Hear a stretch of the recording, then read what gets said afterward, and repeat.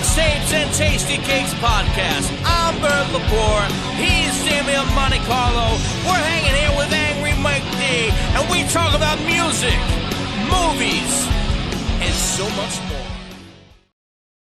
Hey, what's up? Mixtapes and Tasty Cakes here for episode 85. We're talking Faith No More, worst to best. Mike D, how you doing today? I'm doing pretty good, man. I'm happy today. This is your band. Yeah, we're not talking about Kiss. We're doing one of my favorite all-time bands here. Yeah, and no Damo. But I that's what I was going to say. I'm a little ticked about that because Damien missed out on listening to a great collection here. Yeah, I think he should have to go and do his homework no matter what. You missed the episode. Go listen to Faith No More. Yeah, Dame. As we're recording this right now, Dame's at NAM, and yeah, he's working. Hopefully, he's having a good time, showing all the guitars and drums. Huh? Vietnam? No, no, no, not there. He's at the show, the convention. I know what you mean. Yeah, so by the time this airs, we'll be back. But right now, he's not here. He's away on business, and so we're going to talk Faith No More now. First time I heard Faith No More, it was like I heard of the name only because my cousin Nicky's always ahead of the time, and he knew about Faith No More probably before anybody I knew who they were, and probably way before the real thing came out. Oh, way before, yeah. I'm sure he knew Chuck Mosley, the Crap Song, We Care Light, he knew all that stuff. He's always been ahead of the game.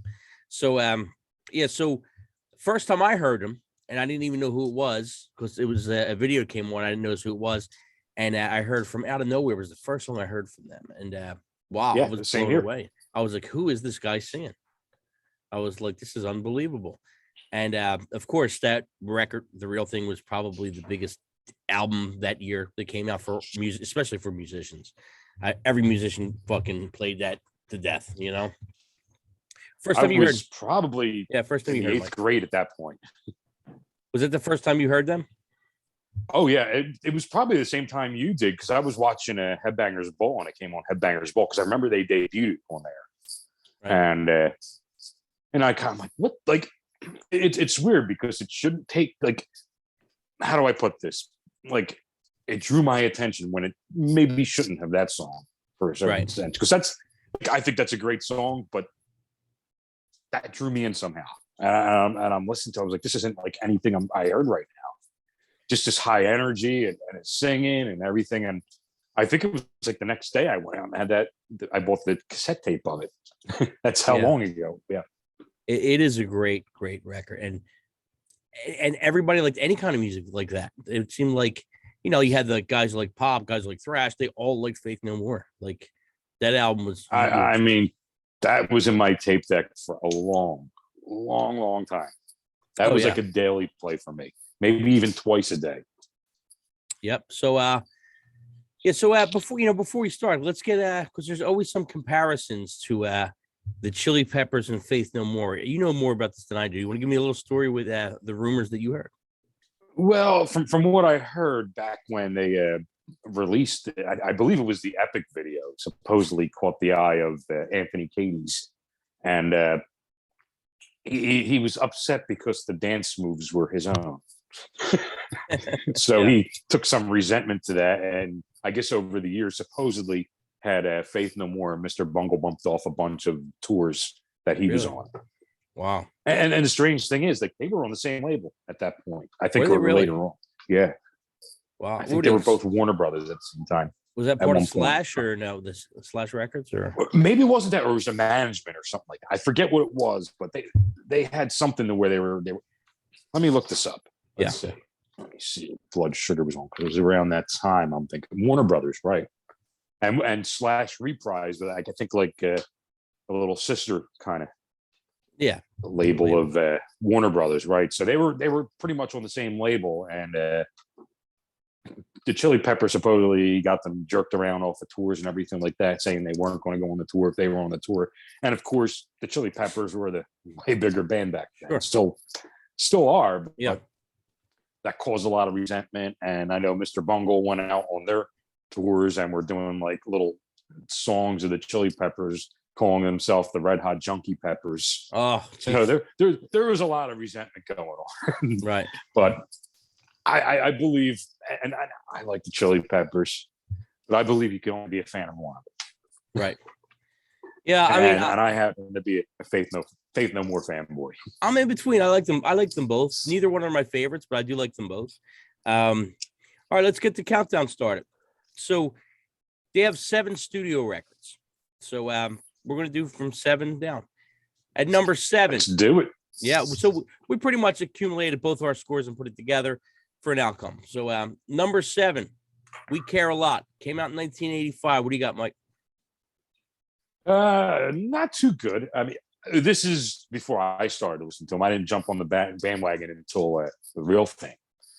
And years later, I think I either downloaded this or bought it. I can't remember. I don't think I own it, but I must have downloaded it. It's pretty putrid. Yeah. I mean, there might be one listenable song on there, and that's "We Care a Lot," and it's not even the good version of it. Right. It's the first version they put out. Yeah. But yeah.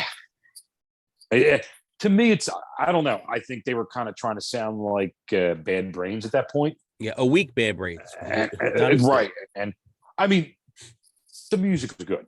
The music was really good. Those guys clicked musically. And then I hate, dissing on Chuck Mosley, but it just wasn't a good fit, man. It wasn't. Yeah, he tried to do that. I think he tried to do that Bad Brains thing and didn't really pull it off. It sounded weak. His vocals just weren't good. Music was great. I mean, these guys are great musicians. Music was great. It was innovative. You know what I mean? But as far as my take on this record, We Care a Lot's a good song. The rest of it's just kind of, it's really not that good. I'm assuming probably what it fits into is like back then they were probably just this killer live band with this energy and everything. Yeah. Even though he was a wacko, and that's pretty much why they got rid of him, because he was a wacko. Right. And like he would just, throw fits on stage and leave and sit down and hum and not do nothing at all. So it was like, I guess, when he wasn't singing well, he was doing all that. Yeah. Rest in peace, Chuck Mosley. I'm just, this is from what I hear. Yeah. So moving on in the countdown, number 6, introduce yourself. Last one with Chuck Mosley. What do you got, Mike? Yeah, I mean, it definitely upped its game a bit. Sonically, great album. Vocals, just that's where it becomes tough. And, it's a shame because it had some great ideas on there. It just went the wrong way. And we got some crazy ass dogs barking in the back over here. Yeah. So, What's up, buddy? For me with this one, there's a better version of We Care a Lot on it. It's a little bit better. Yeah, absolutely. The production's a lot better. That is a classic song. You can't deny that. No, it's a good song. It still gets played. It still gets used in shows on TV and movies and stuff like that. So, it has some interest. It has some value. Yeah, the record's definitely better than the first one. Not greatly better, but better. The production's way better. You can hear the vocals a little bit more. Still the same thing. It's it's like a 2.5 stars or something like that, maybe, out of 5. But look, man, like those 4 original members on there, man, they played their asses off, Oh, it wasn't like it, right.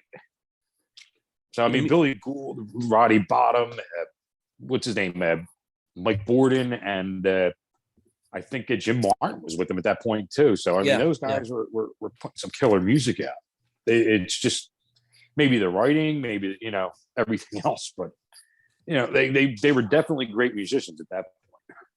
Oh, the band was great. The band was very cool. But as far as that record, I mean, this was a band that was around from like 19. Actually, I think they were around from like 79. They didn't put anything out until about 84. Yeah, I know Courtney Love was there for a stint. Right.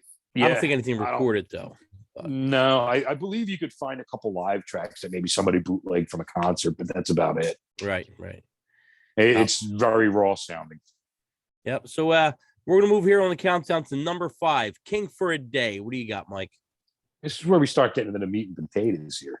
Yeah, a little bit better. This is one I didn't listen to this until like years later after it came out. Like after Angel Dust came out, I kind of straight away changed my musical listening just a little bit. So yeah, it wasn't until after I got this one, and the first thing you notice on this one and is that Roddy Bottom's not on there too much at all. Maybe like a song or two, and it greatly, to me at least, it affects the way the band sounds, and it's just not the same. It's good. It's but just has something missing. I agree. And it's a pretty good record. From what I heard, though, he didn't do that album because he was, mourning the death of his father at that point when they were doing the studio stuff. And Kurt Cobain killed himself at that point. And he was really good friends with Courtney Love. So I guess that affected him on that album. So I guess, that's why we didn't get that much from Roddy Bottom on there. Yeah. Yep. Overall, it's a pretty good record. It's a solid record. It's a good record. So it's missing the Roddy sound. He's got that sound that makes Faith No More, Faith No More. It's his, just his awesome keyboards without being cheesy. Yeah. I think they play an important part in the Faith No More sound. So it's stripped down in that sense. Sonically, it's not. Sonically, it sounds pretty damn good. It's stripped down in the sense that it is missing the keyboard. It's just your basic stuff, pretty much. Ricochet is a great song. Take This Bottle is a great song. Yeah. So there's a couple other really good standout tracks on it. Evidence is pretty cool. Get Out's a good song. But it's 5. It's a solid 3, out of 5 stars, definitely. All right, guys. It's listenable. It's got replay value. It's got replay value, yeah. Okay, so moving on to number 4, their latest release, Soul Invictus. What do you got, Mike?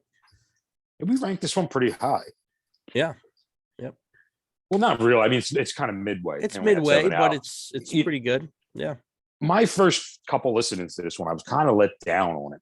Mainly to the fact, Patton really wasn't, he didn't have his signature voice going throughout this album too much. It was more low key. He was kind of almost crooning his way through this one.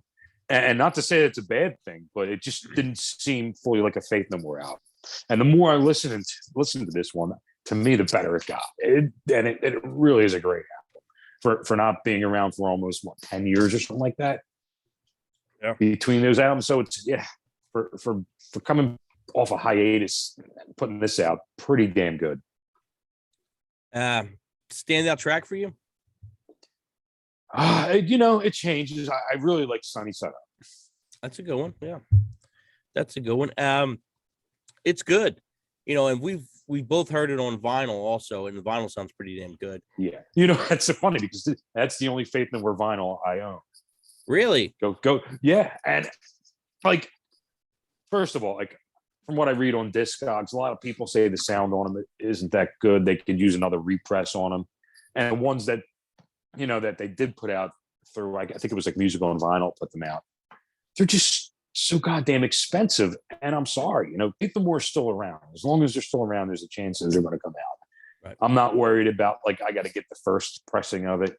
I want the one that sounds good. I want the one that has, the real thing that has, the cover of War Pigs on there and the Edge of the World that wasn't on, supposed to be on there.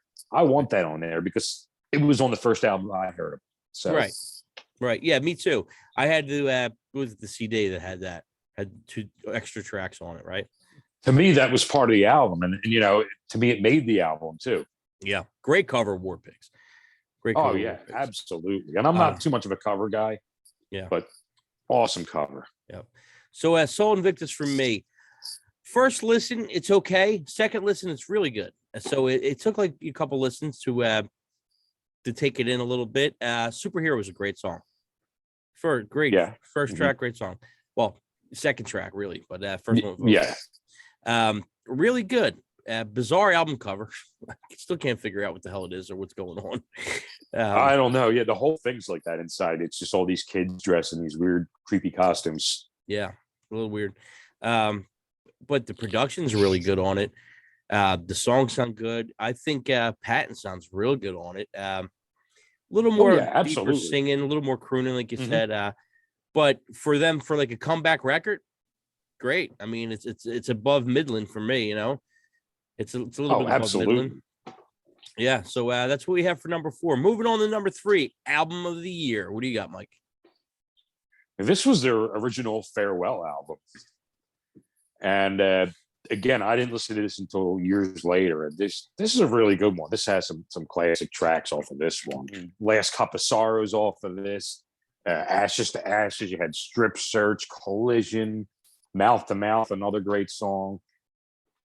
So I think for being an announced farewell album, I think it was, what you expect from Faith No More. Yeah, I think it's a real good record.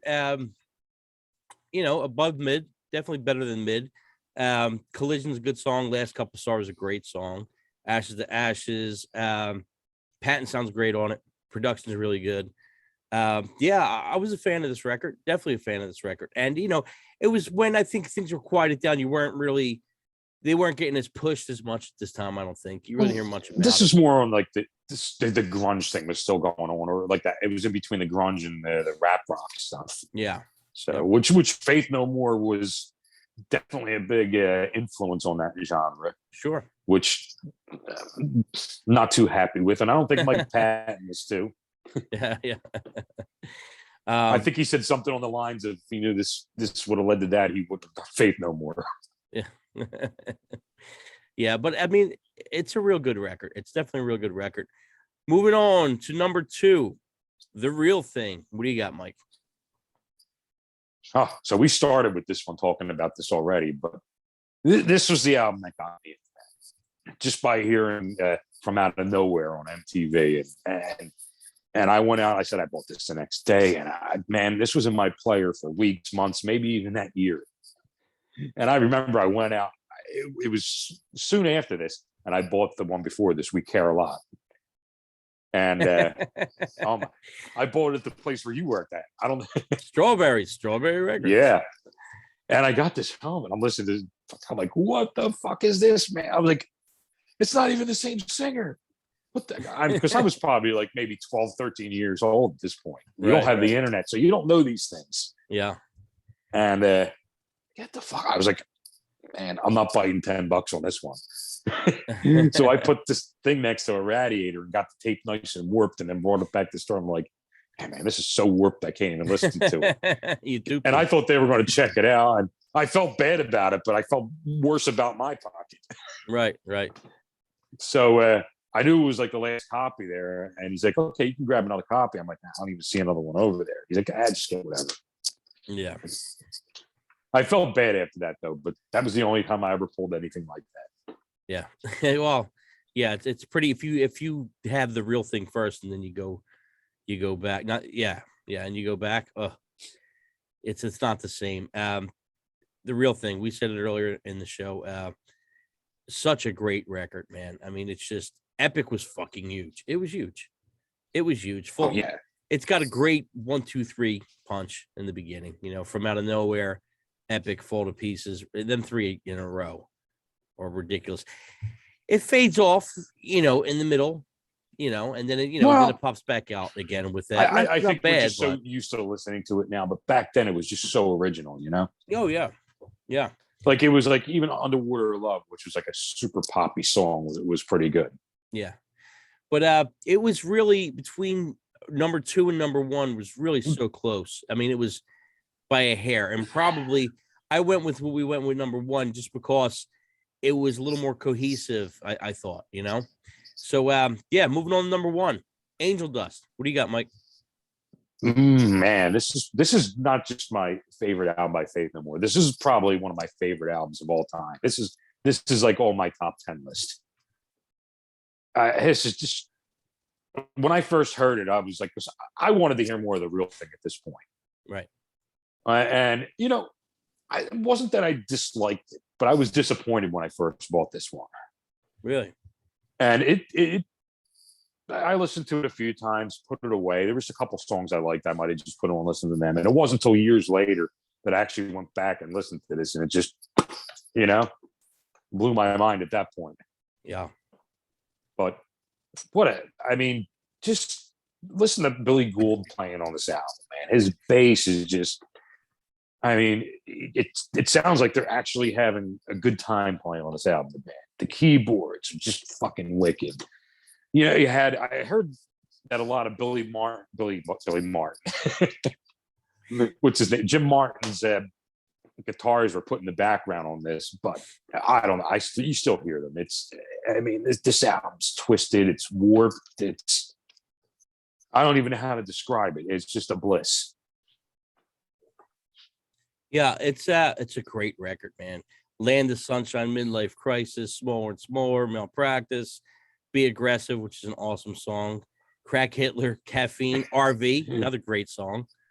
Yeah, I mean, it's just top to bottom. A Small Victory is another great one. I mean, it's 13 songs, and it's unbelievable. And not counting that, I think I don't know if the European version had the bonus track of them doing the Commodore's Easy, which was really good too. That's funny because Be Aggressive was actually written by Roddy Bottum, who's gay. And he basically wrote that song about a guy, going down on a guy.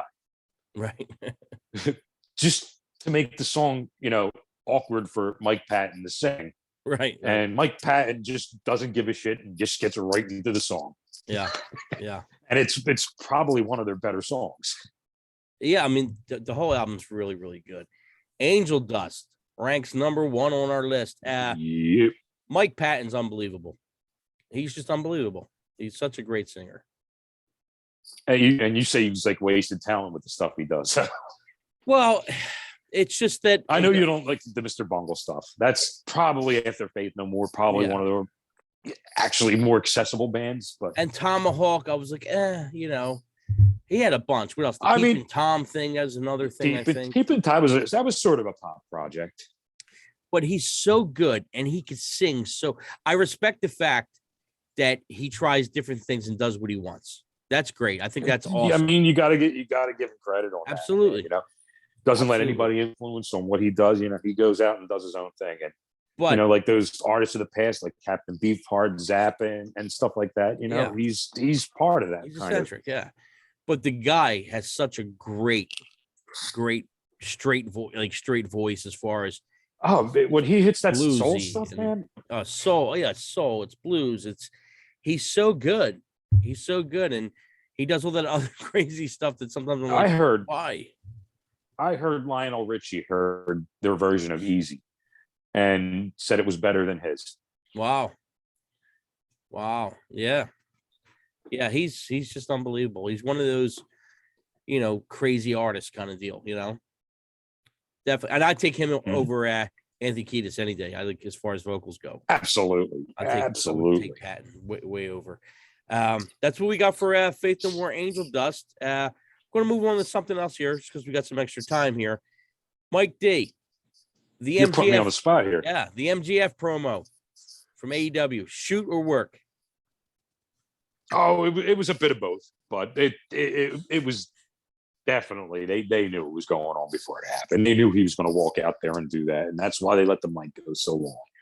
And they let it escalate to a point where he started cursing, and they made it like he was done right there, and that was it. But they knew exactly what was going to happen.